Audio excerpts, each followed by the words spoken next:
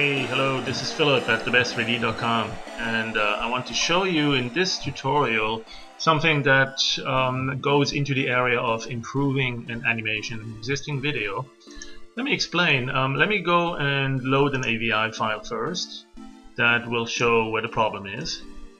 And it's basically a very short video of canyon view, and it's got 55 frames. It's pretty shaky. What you see here is the playback. It's about 3 seconds long, right, at 24 frames a second. What we'd like to do really is, first of all, smooth it down a little bit, slow it down, and that's done with a feature that's called the frames time stretching. Right, time stretch will essentially allow you to slow it down or speed it up. You eat up some of the frames, or you insert additional frames. You can either have it done by replicating them or also by frame blending. Now let's see what happens when you have that. When you do that, let's say you say you want double or twice the number of frames, or even 4 times, right? And or even more, 404 there, 4 times more, 8 times more. So you got 440 frames. And what it's going to do, if we don't do the frame blending, it's essentially going to replicate each frame 8 times and then go on to the next frame and replicate that, and so on. So we now have a total of 400 and something frames, 440 frames, and it still has that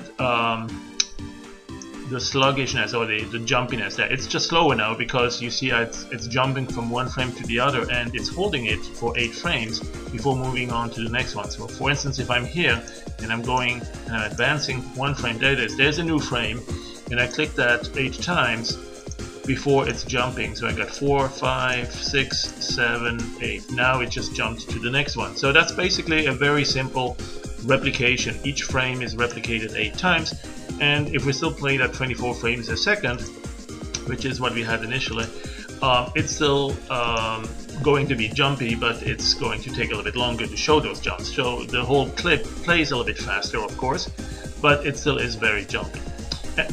It's also very difficult to use if you want to do something like adding some snowfall to that, some storm or something.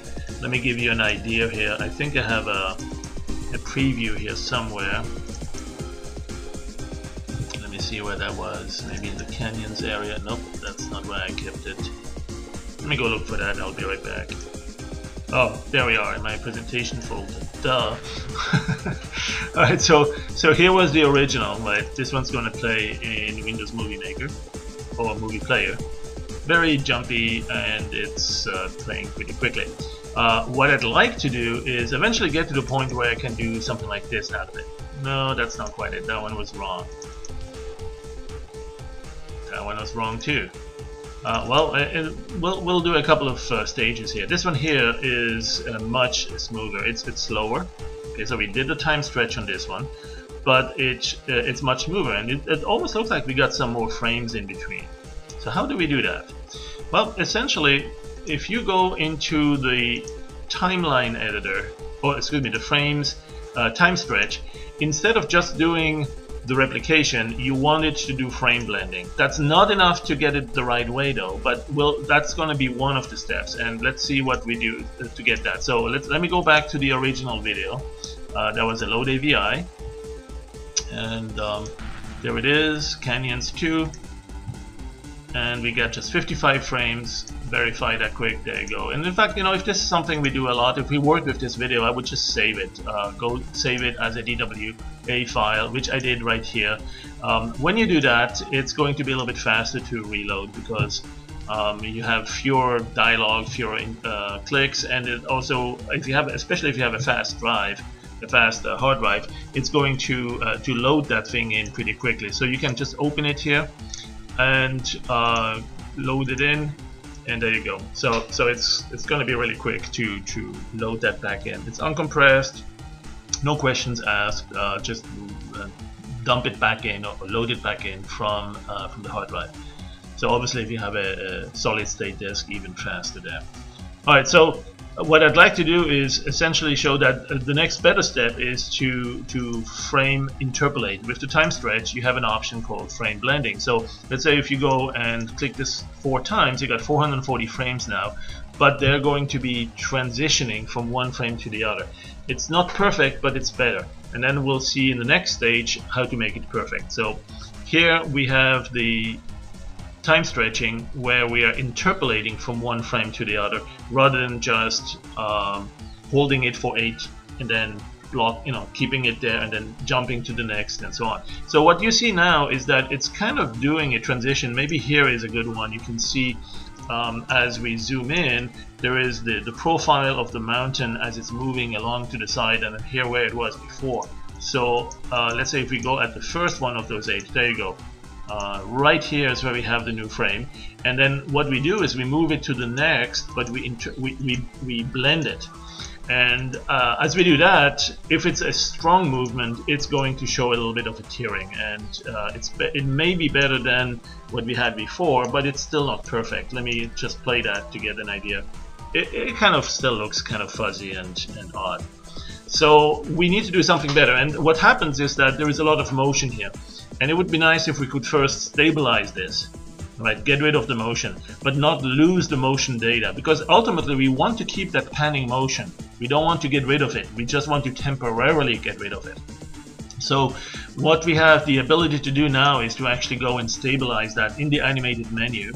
And there are some options there to say stabilize it, but do it in such a way that we can keep the motion data, the camera motion, so that we can then later undo this. And in fact also if we time stretch it, it will produce some additional data and time stretch the camera motion data as well. So let's go back to the original. Let's open. Well, we can open the DWA file. There it is. Load that back in, and let's go and first stabilize this. Right. So in order to stabilize, one thing we need to do is identify a part that's not going to get off the camera, that's going to stay in the view. You see this bush here in the middle? Maybe that's a good one. There's some rocks around it. That one is staying in the camera view all the time, no matter how much we pan around here. So we can stabilize on that. Let's go to Filter, Animated, Stabilize. Alright, and then what we want to do is identify a portion here. Let's go select the track point and click this area here.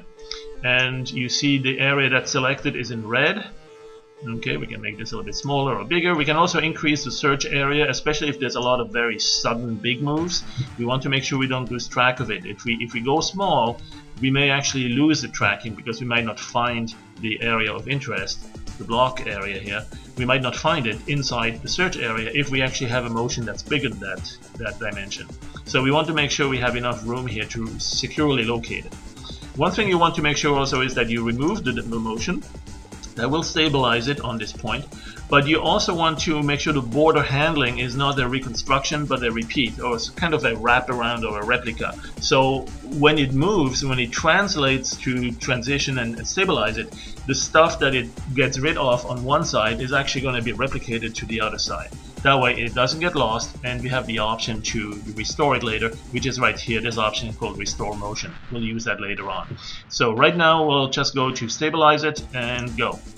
And hopefully we will not lose the tracking. At about half the processing is when we'll be done, and then it applies that motion, the camera motion, and produces a stabilized video sequence. And you see that now here. So the bush here is pretty much staying in the center. It still has a little bit of rotational component, but the position is stable. And you see that the edge from the left side moves over to the right side. Okay, so what now? Well, next we want to produce more frames, because right now it's stable, but it plays still in about just 2.5 or 3 seconds. So what we want to do is smooth this, slow this down. We're going back to the frames and time stretch. And that's where we'll do what we just did before, which is to say, let's click this 2 times, maybe 3 times, and we have a total of 8 times more frames now. We have 440 frames. Initially we had 55. And we will do the frame blending. Okay, but remember what it's doing the blending on is a stabilized image now. Okay, so this video is pretty much stable, and it's not doing a whole lot of moving around, and so there's not going to be a lot of artifacts from that blending. It's going to be pretty good. However, it's also going to give you the option to interpolate the camera motion that it had to produce in order to get to this stable camera view. Alright, so the camera motion can also be interpolated and produce some additional camera motion steps can be produced in between the ones we had from the original frame sequence. So let's click that, and here it is where it's asking us, because it notices that we have camera motion data produced from the prior use of the stabilizer. So you have currently recorded camera stabilization data. Would you like to it to be retimed as well? Okay, would you like it retimed as well? Yes, we do. And with that, we will now have camera motion that kind of moves in smaller steps from one keyframe to the next one, right? The keyframes is what the original 55 frames are, and we now have a total of 44. So between each original frame, we got another 7 frames for a total of 8 per original frame, and that produces a very smooth motion. Okay, so we have barely any motion going on here. We do see the edges still transitioning, but with also the frame blending in between. So for instance, if we look at one of them right here, let me zoom into that, you can see that we do have some blending happening, the frame blending that we asked for, but it's on smaller steps because we divided it by 8, right? We clicked on that X2 4 times. We have 8 frames going from one to the next before it blends to the next frame. So here's one, and we have the next one coming on here, and it takes 8 steps before it's there. Now that's the extent of the garbage that's going to stay there on the edges after we restore the motion. Alright, so we have now an animation sequence of 44 frames, and there is slow motion still in there, but it's wrapped around because of the stabilization option we chose. We can now unwrap it, we can now destabilize it again, we can put it back, we can put that original camera motion back in, and it's a camera motion that has been frame blended, that has been time stretched. So we have actually smooth data for each of the additional frames there as well, not just the original 55 frames. And all we got to do to restore that camera motion now is go back to the filter where we had initially animated and stabilized it, and select the stabilizer and say, this time you see that option here for restore motion. Don't change anything here, just say restore motion, and it's going to notice that there is still camera motion from the previous stabilization, even though it's even been processed by the time slicer, if you want, that produced additional data, and we can use that to restore the original motion. And when you do that, you will have a pretty darn good looking transition. Check this out. So it's now restoring from the original motion, even though there's a little bit of blending along the edges. That's not going to be avoidable, but what you see here now, okay, let me play that. It's a much smoother transition, much smoother motion, and you know, the clip is now 8 times longer than it was before, but you don't see much of the noise or the blending transitioning that we had before in the past. So the only thing that you might want to do is perhaps get rid of the borders. See how we have the blending happening along the borders there based on the speed of the motion. So what you could do is identify roughly how much you need on that to be eliminated. So let's maybe we go to the overlay alpha and select the alpha selection tool here for rectangle, and perhaps go something like this. Right. Select the rectangular area you want to keep, and the area outside is the one that, because of the alpha overlay right there, it shows it in pink, and we can crop to that if we think that's enough garbage collection, if you want, or elimination. We can crop to that selection, and let's go right here, crop to the selection, and at that point we probably won't see any of that border activity anymore. Let's wait for that to finish for a total of 440 frames, and we're pretty much done. There you go. So now as we zoom through that, let's see if we have any area where the borders are still kind of iffy. Yeah, there's a little bit at the top here. Alright, so we didn't crop enough there, so let's do one more. Let's see if there's any other before we do that. Anything on the right side? No, looks pretty good. On the left side, bottom side, okay, so just the top has a tiny little bit right around here. So what we want to do is perhaps do this selection one more time and just give it enough to make sure it doesn't show that, and crop that area, image crop selection, and that will give us a fairly good clip in the end. Now, before you save that, keep in mind that we cropped some areas off, so it doesn't have the original dimensions anymore. It was 1280 by 720 initially. This was a 720p video clip, and it's not that dimension anymore. In fact, you can go to the video, to the image and image info, and you can see now it's 1189 by 634. That's not a good dimension to keep if you are going to save this and you hope to have it playable in something like Windows Media Player or some other movie players or video editors even. They, especially if you save it to an AVI file, and many codecs, they don't like odd dimensions. You have to have at least an even dimension, or perhaps a multiple of not just 2 but multiple of 4, multiple of 8, some of them even multiple of 16, and it gives them better acceleration, and it just works better. So one thing you'll want to do is verify your image info here and make sure that, yep, that's no good. We need to change this dimension a little bit. Now you could scale it up or you could scale it down. You can go to the resample option, and you want to make sure you constrain it to keep the aspect ratio, although since you manually cropped it, you might need to override that. But let's see if we cropped it back up to 1280. Well, it would go to 681, so that's no good. Let's go, I mean, you could force it there to 720. That would make it a little bit tiered in the vertical direction, not a whole lot, probably not noticeably so. But one thing you could do also is say, well, you know what, I'm going to post that maybe on YouTube or some other place, and I really don't want to upload the 1280 version anyway. So maybe at that point you could go down to, I don't know, 960 by 540, right? Or perhaps 640, there you go, let's go to 640 by 360. Okay, so you keep something that's still in the same aspect ratio or close enough.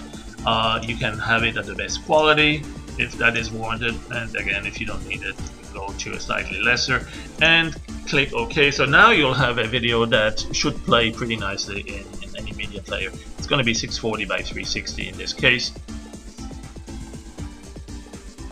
Processing that, so the speed at which it's doing this, of course, depends a lot on the speed of your processor and whether you have multi-cores and you know, a lot of RAM and all that stuff. So let's just wait until that's done. And there we are. So we have a selection mask showing still here around it. Let's go and clear that selection.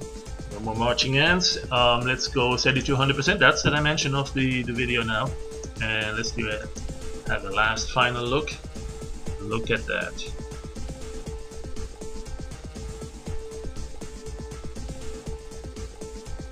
Much nicer, smoother transition. Funky music.